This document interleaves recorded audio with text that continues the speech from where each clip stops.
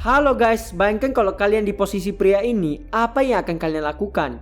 Pria ini terjebak di sebuah lembah di tengah padang tandus yang sangat luas, di mana tak ada seorang pun yang bisa mendengar teriakan kalian. Dan paling parah, sebelum dia berangkat, dia tidak memberitahu siapapun kemana dia akan pergi. Mari kita mulai dari awal. Aaron mempunyai hobi yang cukup ekstrim, yaitu manjat tebing dan menelusuri perbukitan. Pada saat itu, dia pergi sendirian menuju Blue John Canyon. Saat tiba, dia menelusuri padang tandus dengan sepeda dan sesekali mendokumentasikannya. Tanpa sengaja, dia menemukan dua wanita yang sedang tersesat, bernama Christy dan Megan. Aaron menawarkan diri mengantar mereka menuju lokasi yang bernama Dong. Awalnya, mereka sempat ragu karena melihat Aaron yang baik dan asik, mereka menerima tawarannya. Aaron sendiri sudah paham betul semua sudut di lembah ini. Di dalam perjalanan, Aaron menawarkan jalur alternatif yang sedikit diketahui orang lain. Lalu, mereka melewati celah tebing dengan perlahan-lahan. Hingga tiba-tiba Aaron terjatuh. Aaron! Are you okay, Aaron? Tidak lama, mereka mendengar nyanyian Aaron dari bawah. Ternyata, di bawah hanya ada kolam kecil dengan air yang sangat jernih.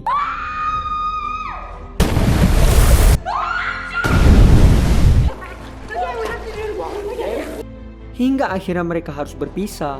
Aaron kembali melanjutkan perjalanannya menelusuri lembah dan celah-celah ekstrim. Karena kurang beruntung, dia terpeleset. Sebuah batu jatuh menghimpit sebagian tangannya.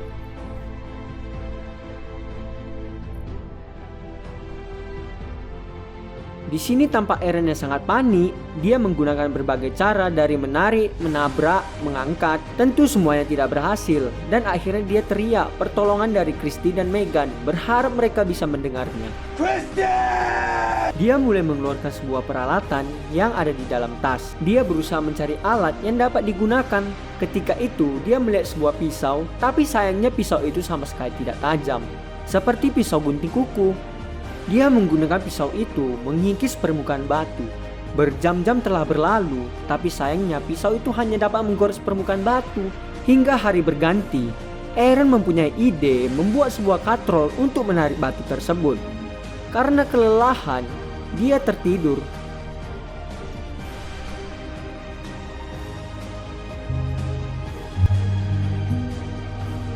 Setelah terbangun, Aaron mendokumentasikan keadaan yang dia alami. Tiba-tiba, ada butiran pasir yang berjatuhan. Dia berteriak sekuat tenaga berharap ada orang di atas sana. Di hari ketiga, karena belum menyerah, dia mengikat tali itu lebih kuat dan berusaha menariknya. Ya, usaha yang sia-sia, batunya tidak bergerak 1 inci pun. Aaron mulai membayangkan sebotol minuman yang ada di dalam mobilnya. Betapa segarnya jika ia bisa meminumnya. Dia kembali mendokumentasikan dirinya, menceritakan usahanya yang sia-sia. Dan entah apa yang terpikir oleh Aaron, tampak dia berusaha memotong tangannya dengan pisau yang tumpul. Sayangnya, hanya meninggalkan luka gesekan. Don't buy the cheap made in China. Tiba-tiba hujan turun. Dia harus menghadapi badai yang begitu besar sampai-sampai menenggelamkannya di celah tebing. Dia berusaha mendorong batu yang menghimpit tangannya. Tak disangka, tangan kanannya berhasil terlepas. Dia berlari sekuat tenaga menuju mobil dan melaju kencang menuju rumah mantan istrinya.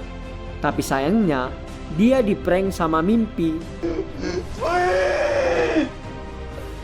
Hari berganti di hari keempat.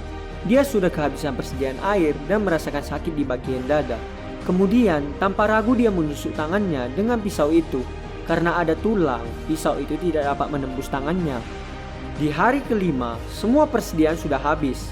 Dia harus minum air kencing yang sudah dia simpan. Karena sudah pasrah, dia mengukir nama dan tanggal kematiannya. Dia mulai membayangkan berkumpul bersama orang-orang terdekatnya. Itu membuat dia kembali bersemangat. Untuk dapat bertahan hidup, dia nekat mematahkan tulangnya. Bukannya merasakan sakit, dia tertawa bahagia. Karena tulangnya sudah putus, dia hanya butuh memotong otot pada tangannya. Karena sudah sedikit gila, dia berhasil memotong tangannya dengan pisau yang tumpul. Dia berhasil lolos dari lembah itu dan berjalan tanpa henti. Beruntungnya,